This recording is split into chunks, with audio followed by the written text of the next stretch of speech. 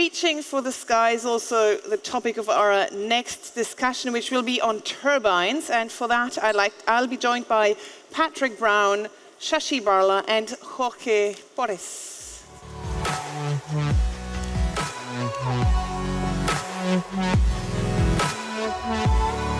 Hello, Patrick. Hello. Hi, nice to see you. Hello. Hi, how are you? Good afternoon, everybody. Good afternoon. Let's start with you, Patrick. Yes.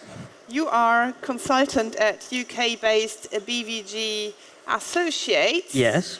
And you can give us the big picture of where things stand right now when it comes to offshore wind turbines. Yes, so I've got a couple of slides here, if we can go to the next one. Hang on, we're waiting for, yeah. You know what, I'm going to sit down for this one. There we go. Okay, and have we got the next one with the... You have the... Oh, I have the clicker. Very good. Control. Top button. Lisa, that one? The one, yeah, the green one. Aha. Yes. Okay, here we are. So offshore wind turbines. There's 16,000 offshore wind turbines which have been installed globally since 1990. And you can see in the graph on the top left, you've got the number of turbines installed annually in each year, and then you've got an average size for all of the turbines installed in that given year. So the first thing to note is there is a bit of an anomaly in 2021, and that was actually driven by a very large deployment of offshore wind in China as lots of projects rushed to meet a feed-in tariff deadline. But the key trend to notice here is the black line, which is going up, and that's the average size of turbines. So the size is increasing rapidly. And if you look, the average capacity of offshore wind turbines installed globally, in 2016, this was just 4 megawatts. And the average capacity of offshore wind turbines installed globally in 2026 is going to exceed 12 megawatts. So platforms are developed. Typically, a new generation of platforms is developed, creating a bit of a step change in the capacities. So each platform that is brought to market would have some flexibility to be increased, a couple of megawatts either side, but significant increases in nameplate capacity require a new platform to be brought to market. And we've pretty much had 3 generations of turbines, new generations of turbines brought to market across the last decade. And so I've just included a table below which provides some indicative reference parameters of what happens as these new platforms come to market. So we've got a 3 megawatt offshore turbine there. So if we look back to maybe the year 2008, in 2008, an offshore wind turbine that was being built would have had a hub height of around 80 meters, 110 meter rotor diameter, 200-ton tower mass, and a nacelle mass of around 130 tons. Today, most projects being installed using turbines in a 13 to 15 megawatt capacity. These would have a hub height maybe of 150 meters, a 230 meter rotor diameter, and a tower mass of 1,200 tons. So it's a very significant increase on where we were in 2008, and a nacelle mass of 600 tons. And we know really that there's at least one more generation of turbines to come. Siemens Gamesa has installed a 21.5 megawatt prototype at their test facility in Oosterwolde. And here are some indicative reference parameters of that. The size keeps increasing, so 175 meter hub height, 280 meter rotor diameter, tower mass over 1,500 tons, and a nacelle mass in excess of 1,000 tons. And you said that the innovation cycle was getting shorter, right? Yeah, so if you look at how quickly that line is ticking up, we are innovating quicker and quicker. And this is sort of driven by a very good way to reduce the cost of offshore wind is to increase the size of turbines. If I do that, I have fewer to install, and fewer to maintain. So from a developer's perspective, it's always very attractive to base a project on using fewer larger turbines than using a more numerous volume of a smaller nameplate capacity. Because of that, do you think there might be a quality issue if we go faster? I think it raises up a few issues. So the first issue is with supply chain capacity itself. So the supply chain needs to make significant investments to be able to build components and install components at ever-increasing sizes. But when you have an innovation cycle that's 3 or 4 years, there's a very small period over which the cost of these investments can be amortized. Investments in new rolling capacity for monopiles, investment in new blade molds for a facility. So there's the supply chain itself, investing in things like vessels, ports, port space. And then for the turbine OEMs themselves, there maybe are some issues around quality because there's less time for each platform for the production methodologies and the operational methodologies for each platform to really be set in stone and mature. And I think this could lead to some quality issues if we keep innovating so quickly. Some people have in the past been asking for a cap to the size of turbines. So you think that's a good idea at all?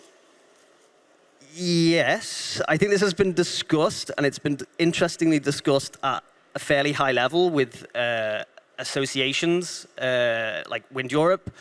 And also this idea has been advanced by some of the OEMs themselves.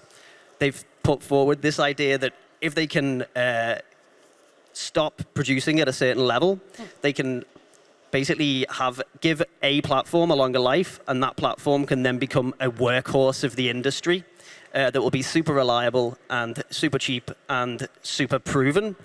But I think there's a few reasons why there's a resistance to this idea. One of them is competition from Chinese OEMs, which we'll hear a bit more from in a moment. But there's Chinese OEMs that have very large nameplate capacity turbines. Chinese OEMs are very experienced. They've installed hundreds, if not thousands, of their units in the Chinese market. Yeah.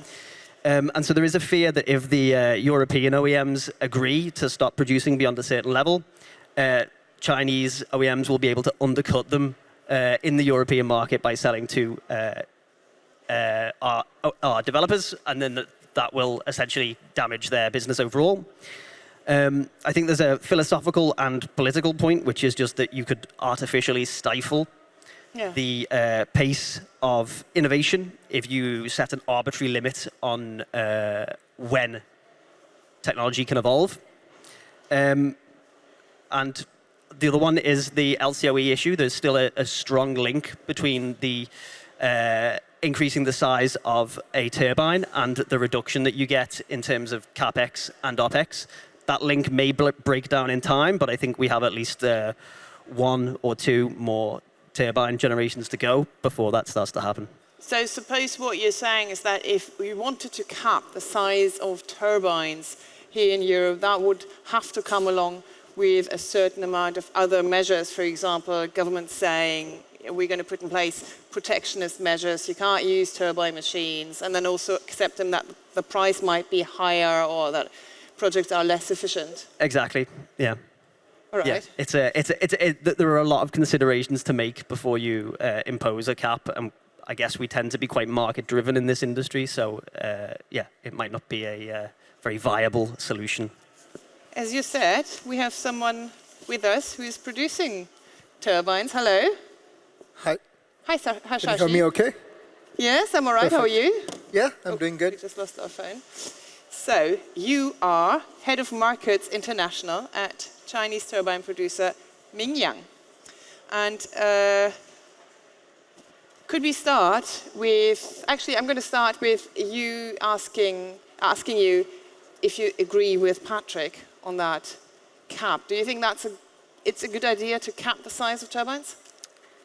I think it's certainly an interesting question, probably a multi-billion-dollar question at this juncture to the forecast horizon that we're looking at. I think the best way to look at it is in the last 10 years or so, and I think the statistics Patrick has pointed out, from 2014 to 2021, the LCOE of offshore wind has declined by north of 60%. A large part of this is attributed to one single metric, that's the turbine technology.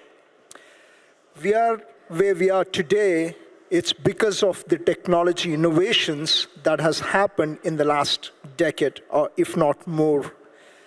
So artificially capping the turbine sizes is going to be more detrimental to the industry than we could fathom today.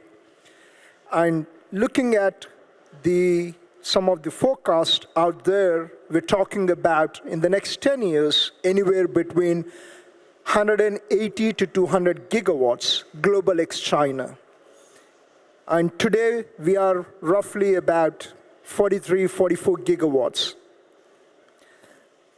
And this 200 gigawatts, converted that into a billion euro or dollar figure, we're talking about between 200 to 230 billion dollar or euros worth of equipment supply. I'm talking about turbine alone. Now, if we have to lower the cost and make the wind industry competitive, then it becomes, I would say, technology evolution is a significant enabler for us to achieve those net zero, or if not, at least the very least decarbonization goals that we see in the markets. All right. Can we actually take one step back? Actually, the first question I was going to ask you is not about the general market or the cap question, but about your turbine, the 20 megawatt turbine that some of us might have seen pictures of with the blades falling off. Can you give us some more info? What happened there? What are the reasons? Have you looked into it? Right. This turbine, this prototype, the 18292, was installed in Henan province, and this machine in general is built for extreme typhoon conditions. For the people who are familiar with the Chinese geography, provinces like Guangdong and Fujian, to a certain degree Henan, these are exposed to extreme typhoon conditions. And Mingyang has about 70-75% of the 11.5 gigs installed cumulative is in Guangdong province, which means that these turbines are well proven to accommodate those harsh conditions, or to withstand those harsh conditions. And this particular prototype was also essentially built for those conditions. During the testing phase, the loads on the turbine were different than what they were envisioning. So that led to the mishap that we have seen. And I think this is kind of, I would say, it's good that we are encountering such kind of challenges before we reach the serial production. Imagine that we have seen a plethora of examples in the industry, good and bad, where companies have spent hundreds of millions of euros in the warranty cost for different capital component failures. So it's in a certain way that it is failing now than to fail on the field when we have mass-produced those components. So I would say that's kind of, a short note on what happened with the prototype specifically. Right, so you're saying there was a big storm. Indeed, indeed. Okay. So given that you're saying, okay, it was not adapted to that severe weather condition, how are you going to change the turbine? Do you know? Right. I think because the root cause analysis points out that, and which is very common to conduct such kind of assessments. Fortunately, it was not the issue with the design of the turbine. So we have had, about, I would say, I was mentioning earlier in one of the remarks, 11.5 gigawatts, of which the top 3 platforms account for 75% of the cumulative base. And if you look at it from that perspective, I think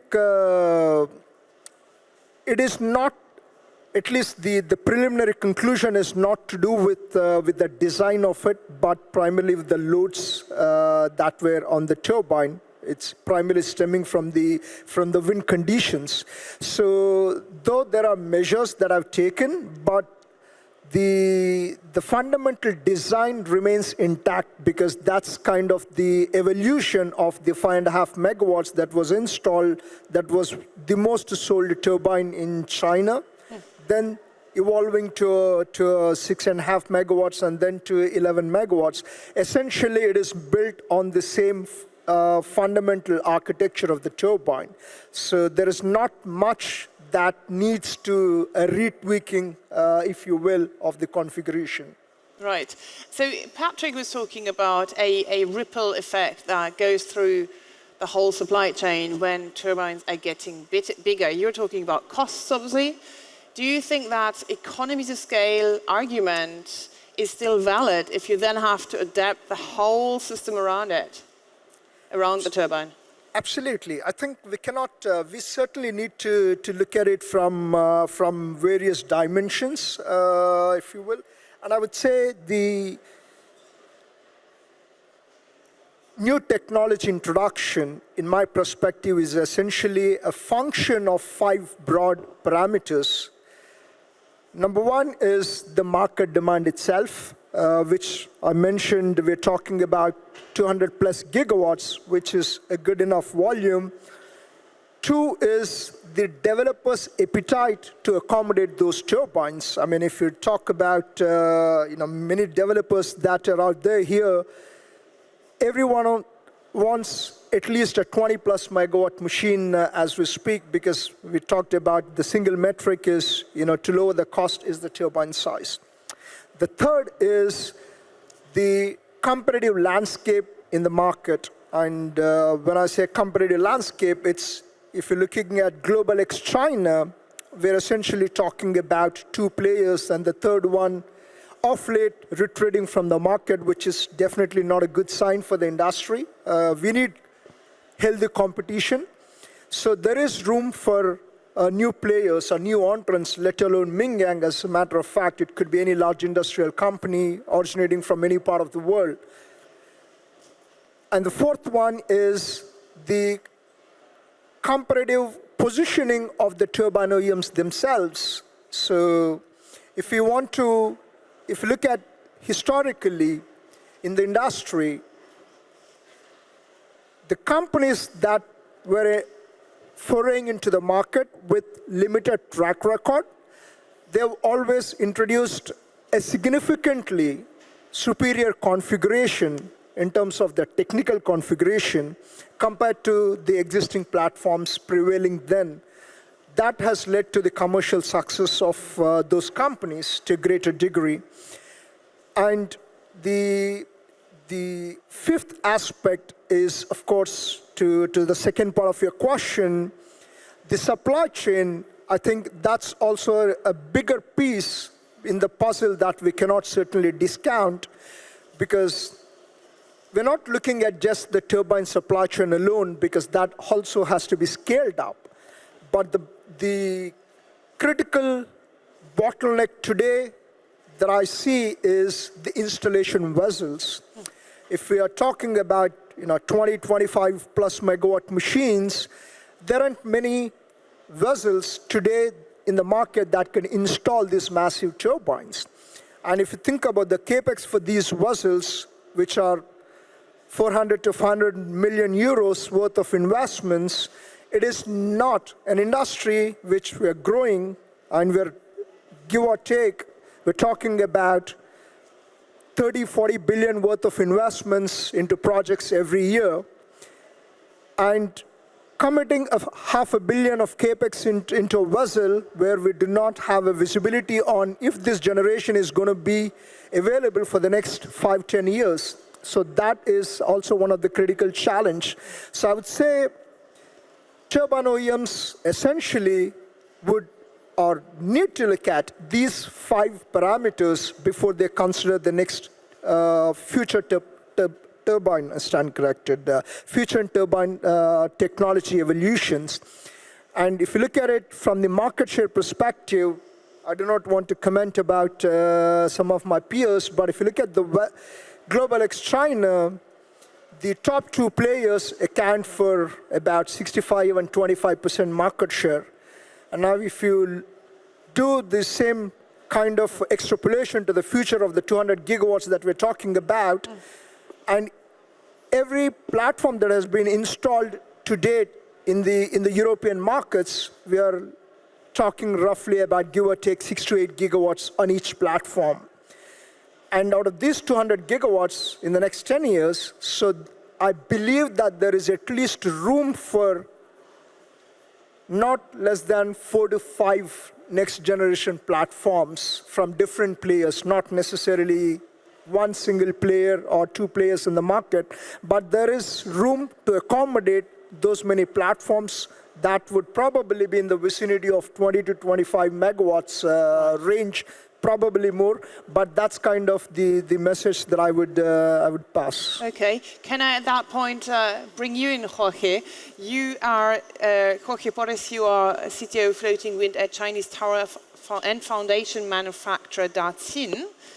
Can I get your take on this? Patrick was talking about the ripple effect through the effect that's rippling through the supply chain. Are you feeling that? Is it difficult for you to adapt to ever bigger turbines? Yeah, hi, everybody. Good afternoon. Good afternoon. That ripple effect is absolutely tangible. I recall working on the Windford Atlantic project on the integration of the turbines, discussing with the former MHI employees from Vestas. They were saying, we were talking, at that time we were installing the 8 megawatt turbine, and we were discussing the future sizes of turbines. So they said, the problem when we reach to the 20 megawatt plus is that the energy that goes from the generator already through the rest of the components is already quite high, and we need to adapt the entire amount of systems within the turbine. So at the moment, turbines are exporting, I believe, somewhere around 66 kV, 32 kV. And if we go to the 20 plus, we'll have to upgrade that to 132 kV. And that 132 kV is not just the cable. It's also the transformer. It's also, every single component inside the turbine. So this is a relevant effort of engineering and design that we'll have to go through when we scale to this new platform. So that is just one example that we can see on this rippling effect beyond the obvious upscalings of lifting capacities of vessels and size of the vessels and so on. You were talking to me ahead of this conference about the direct and indirect effects. That's part of the direct effects? This would be part of direct effect. Secondary one, the main ones would be, for example, what we were saying about the vessels. I would like to make a distinction here because we're talking in my opinion, two different industries. One, the bottom fix, and second, the floating.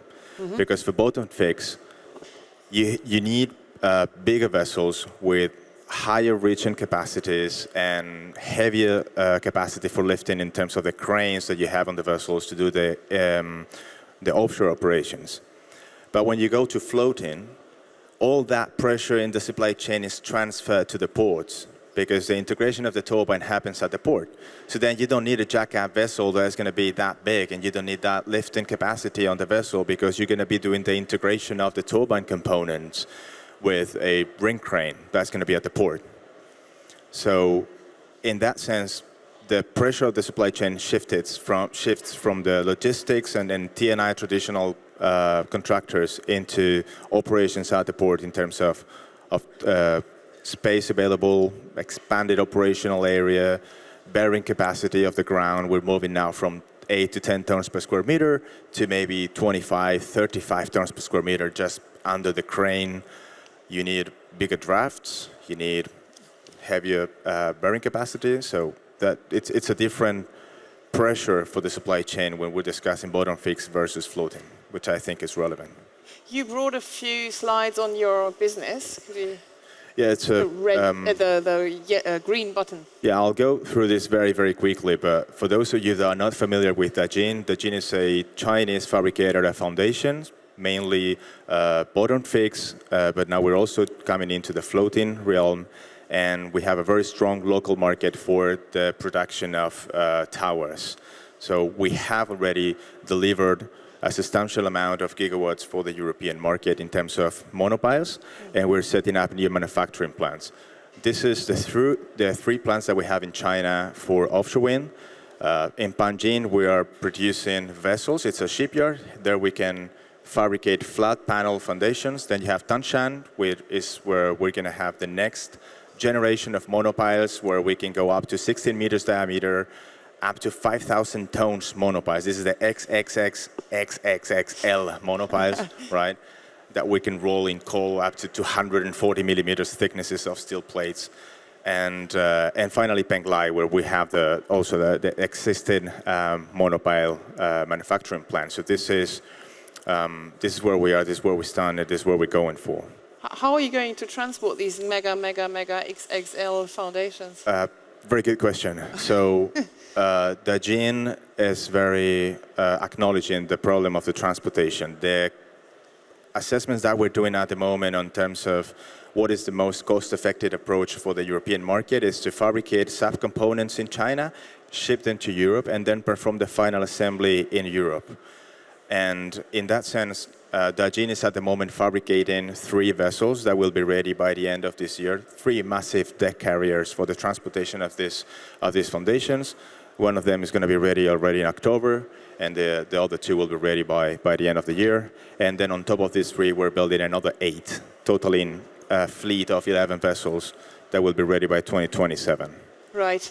Can I also ask you the question that I put to the 2 other participants of this panel? What do you think about a cap to the size of turbines? Is that a good idea? Would that help you? Well, for Dajin, on our scope, so far, we're not struggling with that size increasing, ever-growing turbines, right? I think that having a specific, it's very difficult to cap a turbine because, as Patrick was saying before, developers have a very strong and direct relationship between the size of the turbine and the competitiveness of their proposals when they go to an auction, because there's a direct relationship with the LCOE. Bigger turbines bring lower cost. So they will always go for the biggest turbine in the market. It's a very strong incentive for developers. If you try to cap that size, on the first thing that I would ask myself is, how do you do that? Through a government, through an arrangement across turbine suppliers?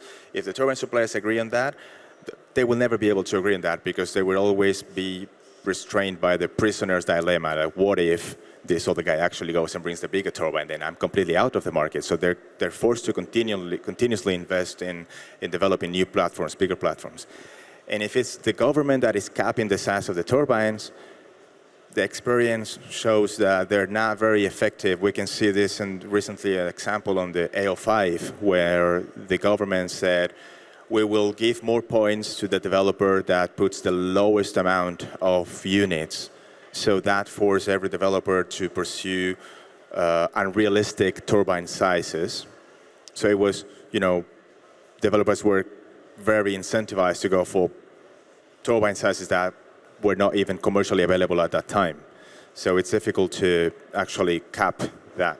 I think that will come as a natural effect of the industry. We'll have to adapt because at some point our cranes will not be big enough, our ports will not be able to sustain the weight, our vessels will not be able to reach the heights, and that's where we will end. That's what I was going to say. This non-aggression pact is unlikely to work, but then we might reach a natural limit. I think so, yeah. I think that the cap will come natural. It will be the market setting that cap. And what's your guess? What would be the maximum size, 3 of you, that we could reach? at least one more, but we've been saying that for a while. So we'll maybe stay- 2 more. 26 megawatt? Maybe up to 30. 30, okay. What about you? What do you think? Let me go first. Let me Maybe go first, because you have more insight. Exactly. I'm going to say 32. Go for it. 32. 32, okay. I was going to ask you, are you already working on a 30 or 40 megawatt turbine?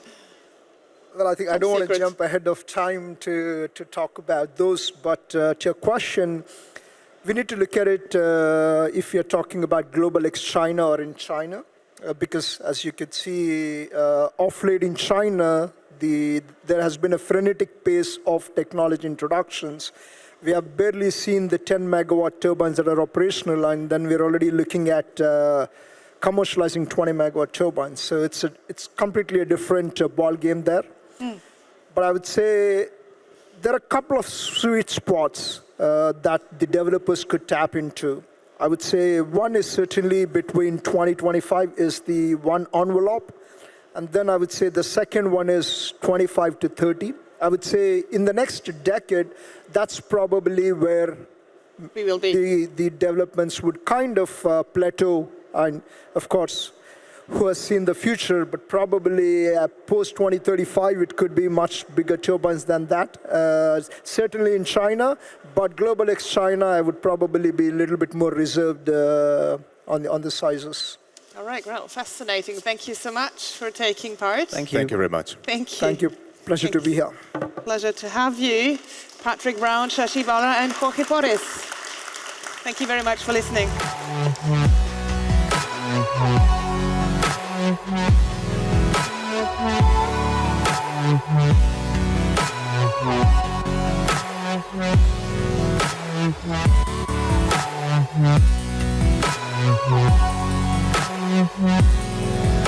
Mm-hmm.